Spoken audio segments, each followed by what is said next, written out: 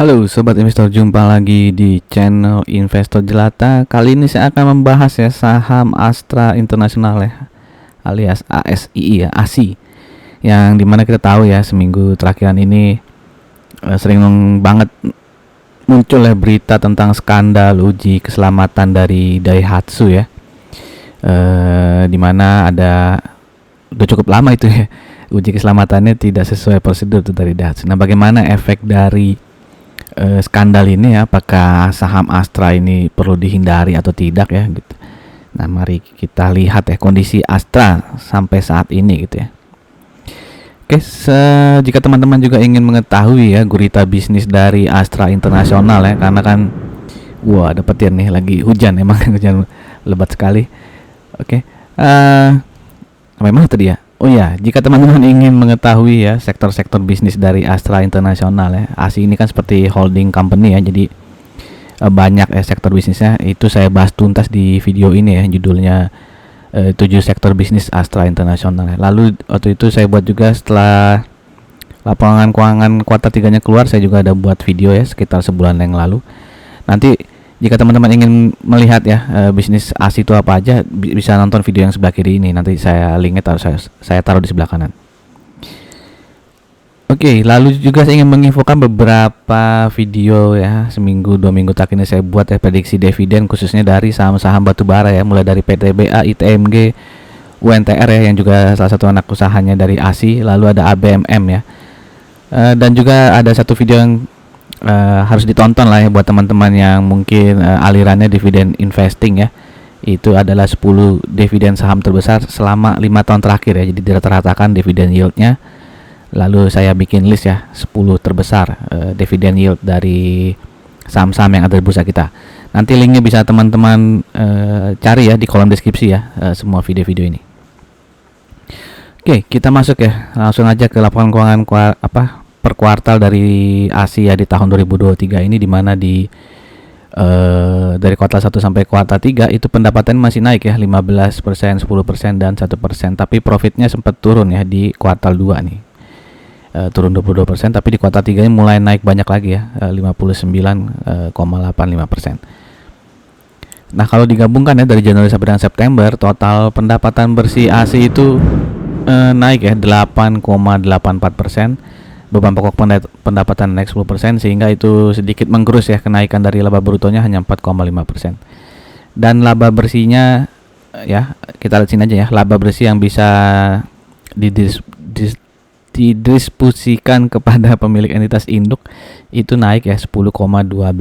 Jadi sampai kuartal 3 ini ya masih naik cukup besar lah ya, 10% itu cukup besar lah untuk ASI ya. Dan di sini labanya bisa dilihat ya, masih paling banyak disumbangkan oleh sektor penjualan alat beratnya ya. Lalu yang keduanya itu adalah otomotif, dan yang ketiganya itu adalah jasa keuangan ya. Yang di bawah ini adalah tahun 2022-nya ya. 2022 masih sama ya, alat beratnya penyumbang pertama, otomotifnya penyumbang kedua, dan finansialnya itu adalah yang ketiga ya. Nah, ini bisa dilihat ya secara persentase ya, ini ya 9 bulan di tahun 2023 itu paling besar adalah alat berat ya, menyumbang laba bersih 36%, lalu disusul oleh otomotifnya 35% dan financial servicesnya 23% ya, dimana agribisnisnya lagi lesu lah ya, ini yang warna hijau ya, hanya 6%. Oke, kita masuk ke sektor mobilnya ya. Bisa lihat sini market share dari Astra yang warna biru ya. Di tahun ini masih menguasai pangsa pasar penjualan mobil di Indonesia itu sebesar 56%, sisanya 40% itu dibagi oleh brand-brand lain ya, yang di luar Toyota, Lexus, Daihatsu dan Isuzu ya. Dan ini market share naik 1%, yang dimana tahun lalu ya di periode yang sama itu hanya 55%, sekarang menjadi 56% ya. Dimana bisa di sini market segmennya itu yang paling banyak adalah mobil ya, yang 4x4 dan 4x2 ya. Dan LCGC masih lumayan ya, market share 21% ya. Dan sini per brand ya, dimana Toyota dan Lexus masih menguasai pangsa pasar mobil Indonesia ya, sebesar 33%, disusul Daihatsu 20% dan juga Isuzu 24% ya. Jadi sisanya itu 44% ya. Dan ini mobil-mobil baru dari yang Astra Internasional ya. Itu ada Daihatsu All New Ayla ya, ada Alphard, ada Daihatsu New Terios dan sebagainya ya. Nah, bagaimana kalau di motornya ya? Di motor juga market share dari Astra ini sangat besar ya, lebih besar lagi malah ya, 74% ya. Sisanya berarti brand-brand lain ya. Di sini ada beberapa produk baru dari Astra ya untuk motor ya, ada Honda Vario 160 ya, lalu ada Honda CTI dan sebagainya. Oke, lalu kita lihat penjualan motor ya di tahun 2023 ini ya. Sampai November ini sudah terjual 5,8 juta unit ya. Ditargetkan sampai Desember sih bisa menyentuh angka 6 juta unit ya. Di mana angka 5,8 juta unit ini itu udah naik 22,6% ya dibandingkan tahun lalu ya. Ini yang sampai November, jadi Januari sampai November. Tahun lalu itu hanya 4,7 juta unit. Di tahun ini sampai November sudah 5,8 juta unit ya. Jadi penjualan motor masih naik banyak ya teman-teman ya. Oke, lalu ini Asosiasi Industri Sepeda Motor juga yakin ya bisa mencapai tahun depan ya, bisa mencapai 6,5 juta unit ya. Jadi akan ada kenaikan lagi. Mereka memprediksi tahun 2024 penjualan motor akan tetap naik ya dibandingkan tahun 2023. Dan untuk penjualan mobil ya, Gaikindo optimis target penjualan mobil di 2023 tercapai ya.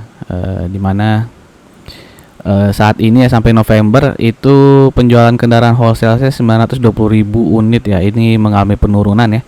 Jadi ini dari pabrikan ke agen-agen ya, itu ada penurunan 2,3%. Sedangkan dari penjual mobil ke konsumen ya, itu ya yang retail sales ini mengalami penurunan 0,1% ya. Jadi untuk motor naik cukup banyak, untuk mobil masih turun sedikit ya, sekitar 0,1% ya untuk yang retail salesnya ya. Bisa lihat sini ya, dikonfirmasi oleh Gaikindo nih ya, Toyota itu masih menjadi penjualan tertinggi. Yang kedua itu adalah Daihatsu ya.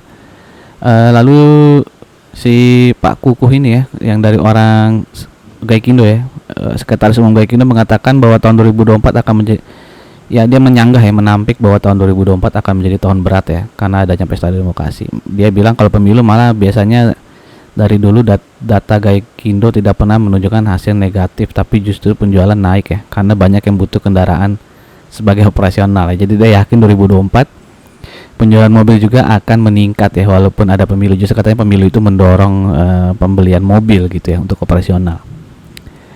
Oke, sebelum kita masuk ke bagian keuangannya, jangan lupa saya ingin mengajak ya untuk teman-teman mungkin baru saja mampir di channel ini untuk subscribe dan jangan lupa untuk klik loncengnya agar tidak ketinggalan informasi-informasi yang mungkin berguna untuk teman-teman. Dan jika dirasakan video-video di channel ini berguna, berfaedah, saya minta tolong untuk like, komen, dan share-nya ya. Oke, kita masuk kita ke rasio dari Astra Internasional ya. Kita bandingkan dengan beberapa perusahaan lain yang berhubungan dengan penjualan otomotif ya, MPMX, IMAS, Cars, PMJS, dan juga ASLC ya. Dimana bisa lihat di sini earning per share dari ASI itu yang paling tinggi di antara perusahaan-perusahaan lainnya. Untuk PER-nya juga dia jadi yang paling tinggi ya. Paling rendah ya. Jadi paling tinggi. Maksudnya paling bagus lah, PER-nya paling rendah ya di antara yang lain ya. Dimana yang paling tinggi nih ASLC luar biasa ya, 91 kali ini PER-nya. Lalu untuk PBV, wah lupa saya highlight ya. PBV yang paling rendah adalah IMAS ya, disusul oleh PMJS, MPMX, dan berikutnya adalah ASI sendiri ya, 0,94. Untuk ROE terbesar kedua ya, Astra Internasional ini kalah dari si Cars ya. Cars itu apa nih? Industri dan Perdagangan Bintrako Dharma itu ya. Agak susah namanya, makanya saya tulis di sini ya, nama perusahaannya agak panjang ya. Lalu untuk DER-nya ya, Astra cukup ini ya, tidak terlalu besar lah ya, masih di bawah 1 ya, 0,83 ya, tapi dia kalah rendah dibandingkan ASLC maupun MPMX. Di sini yang paling tinggi adalah IMAS, Cars dan IMAS ya. Lalu kita lihat dari sektornya ya, karena si ASI ini masuknya ke sektor subsektor multisektor holdings ya. Jadi di situ ada apa ya, BNBR gitu ya. Jadi tidak bisa kita bandingkan juga ya. Jadi saya tidak menyarankan untuk membandingkan dengan average subsektornya yang multisektor holdings ini ya. Jadi mendingan kita lihat tabel yang di atas ini ya, perbandingan dengan perusahaan-perusahaan sejenis ya yang menjual otomotif ya. Karena Astra sendiri sebenarnya tidak 100% jualan mobil sih, karena dia ada alat berat ya, jadi bisa teman-teman juga bandingkan dengan Hexa sebenarnya ya. Dan juga ada batu baranya ya di UNTR gitu ya. Oke, kita lihat ya histori dari ASI ini 5 tahun terakhir ya, dimana pernya rata-rata itu di 11,49 dia saat ini kan dia pernya di tujuan ya. Jadi masih sangat-sangat jauh di bawah per rata-rata 5 tahun terakhir dari ASI itu sendiri. Jadi kita bisa bilang secara historis 5 tahun terakhir ini saat ini adalah benar-benar harga under value ya, di bawah sekali nih harga dari ASI ya. Begitupun dengan dari data PBV-nya 5 tahun terakhir itu di 1,52 ya, rata-rata PBV ASI 5 tahun terakhir 1,52 dan saat ini di sekitar 1,2an, sehingga kita bisa juga bilang ini lagi murah tanda kutip karena berdasarkan histori 5 tahun terakhir aja ya. Jadi dia bisa kita anggap under value ya. Oke, kita masuk juga ke berita ya. Daihatsu Motor ya mengungkapkan detail skandal manipulasi uji keselamatan kerjanya ya, di mana di sini ada terdapat sebanyak 174 kejanggalan dalam sertifikasi uji keamanan dengan total 25 item ya yang diuji untuk 64 model ya. Jadi selama ini kita saya lah ya, minimal beranggapan kalau orang Jepang itu soal safety akan sangat-sangat mematuhi aturan ya. Ternyata tidak nih ya. Bahaya juga nih ya. Dan ini contoh-contohnya ya, saat pengujian ya terdapat kasus untuk produksi Daihatsu Rocky dan Toyota Race ya. Saat pengujian dilakukan, data dari kursi penumpang ditukar dengan data pengemudi ya, luar biasa. Lalu ada kasus juga terkait kantong udara ya alias airbagnya ya, ketika diuji tabrak samping nih. Sebenarnya berita ini sudah mulai keluar di April 2023 gitu ya. Lalu mungkin dilakukan penyelidikan dan ternyata dikonfirmasi ternyata benar ya, ada penyimpangan gitu ya. Nah, itu baru diumumkan hasil penyelidikannya di 20 Desember ya. Nah, ini juga si Bursa Efek Indonesia sudah menanyakan dan meminta klarifikasi kepada ASI ya. Lalu ini adalah surat dari Astra International untuk Bursa Efek Indonesia ya. Dikatakan bahwa PT Astra Daihatsu Motor adalah perusahaan yang sahamnya dimiliki oleh Perseroan ya, dimiliki oleh ASI sebesar 31,87% ya. Sisanya dimiliki oleh Daihatsu Motor Co dan Toyota Suso. Jadi ASI ini memiliki saham di Astra Daihatsu Motor sebesar 31,87 ya. Jadi bukan pemegang mayoritas lah gitu ya.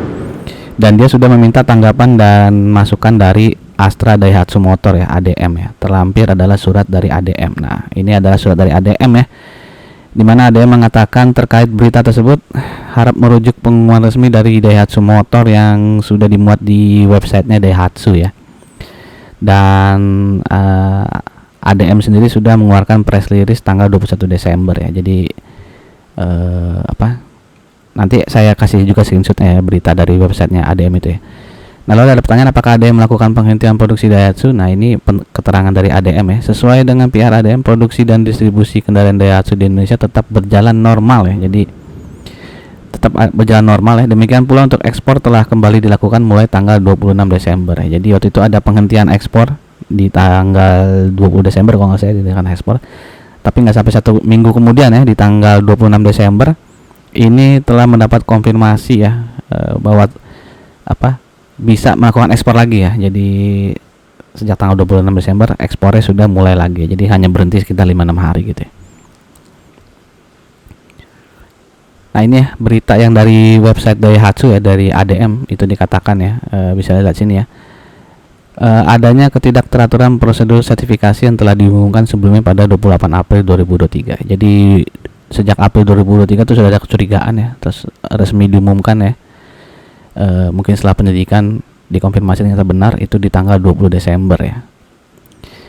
Oke, jadi intinya tadi di sini ya, jadi tidak ada penghentian ekspor maupun produksi untuk distribusi di Indonesia ya. Jadi penghentian ekspornya itu mungkin hanya sekitar 5-6 hari dari tanggal 20 sampai tanggal 26 ya. Tanggal 26 sudah mulai ekspor lagi. Dan di surat dari Astra International ini ya, di sini katakan terkait kegiatan ekspor ADM, dampak finansial terhadap perseroan dari penghentian sementara sebagian ekspor ADM tidak bersifat material. Jadi bisa dibilang tidak ada mengganggu penjualan dari Astra sendiri ya. Jadi mungkin kerugian materialnya hampir tidak ada lah gitu ya. Jadi intinya ya kayak tidak berefek apa terhadap Astra ya gitu ya, kalau kita lihat dari berita maupun surat dari Astra Internasional itu sendiri ya. Oke, sekarang kita masuk ke chartnya dari Astra Internasional ya, di mana dia sempat menyentuh harga 7.700 ya, tertinggi ya di tahun lalu ya, bulan April ya, lalu dia mulai turun ya. Tapi di sini masih ada uptrend line jangka panjang nih ya, dari 2020 sampai sekarang, yang sempat tembus-tembus dikit ya, tapi dia langsung naik lagi ya. Jadi ini bisa dibilang lagi saat-saat penentuannya Astra nih, apakah akan rebound naik ke atas atau malah tambah turun ya. Nah, bisa lihat di sini di tanggal 20 ya, ketika berita itu banyak keluar di website Indonesia gitu ya, berita skandal Daihatsu 20 Desember ya kalau nggak salah, itu beritanya banyak keluar 20 Desember. Di sini ya harganya tidak jauh banyak turun ya, tapi di besoknya itu volumenya ya tinggi sekali ya, walaupun bisa lihat sini ini ada hammer ya, candlesticknya hammer, jadi mungkin sempat turun agak dalam, tapi setelah itu ada rebound sedikit ya. Dan mungkin ini bisa lihat dari volumenya tinggi, mungkin orang agak panik ya, wah dijual aja lah nih ada skandal ya, tapi ternyata setelah itu ya dia tidak jatuh lebih dalam lagi ya, bahkan dia rebound ya, rebound nih sampai sekarang juga. Dia bisa lihat di sini ya, kalau secara EMA 20-nya ya, dia berusaha bertahan di atas EMA 20-nya ya, sempat naik di hari Kamis tapi setelah itu turun lagi ya di hari Jumat ya. Tapi intinya adalah kayaknya tidak terlalu banyak kepanikan lagi ya di para pemegang saham ASI ya. Mungkin ini ada kepanikannya di tanggal 21 ini aja ya, kalau kita lihat dari volumenya ya cukup banyak, tapi setelah itu dia rebound cukup tinggi ya. Dimana di sini kita lihat ya ada beberapa gap ya. Ada gap down ya di 6050 dan juga gap di 6525 ya. Oke, biasanya kan gap itu tertutup ya, walaupun belum pasti ya, tapi hampir banyak lah yang pasti tertutup ya. Tapi kita tidak tahu tertutupnya kapan ya, bisa sebulan ya, bisa setahun ya, malah mungkin bisa 5 tahun gitu ya. Tapi intinya saya ingin menginfokan di sini ada gap ya, ada dua gap di 6050 dan juga 6525 ya. Dan yang menariknya kalau dia bisa tembus downtrend ini ya, downtrend line ini bisa ditembus ya, bisa bertahan di atas downtrend ini, jadi ada kemungkinan dia akan melanjutkan kenaikannya ya. Ya harapannya bisa sampai ke 6050 gitu ya. Itu untuk short term ya. Nah, kita masuk ke bagian dividennya ya, di mana tahun lalu dividen payout ratio-nya cukup besar ya, 89%. Dan laba tahun 2023 ini sudah dibagikan sebagian ya sebagai dividen interim ya, Rp98 nih di bulan Oktober yang lalu. Nah, ini adalah earning per share dari kuartal 1 sampai kuartal 3 ya. Kalau dijumlahkan earning per share itu sampai September adalah Rp635. Dan kalau kita asumsikan ya kuartal 4 ini earning per share-nya akan mirip-mirip dengan kuartal 3 alias Rp203, itu berarti total EPS-nya sampai Desember adalah Rp803.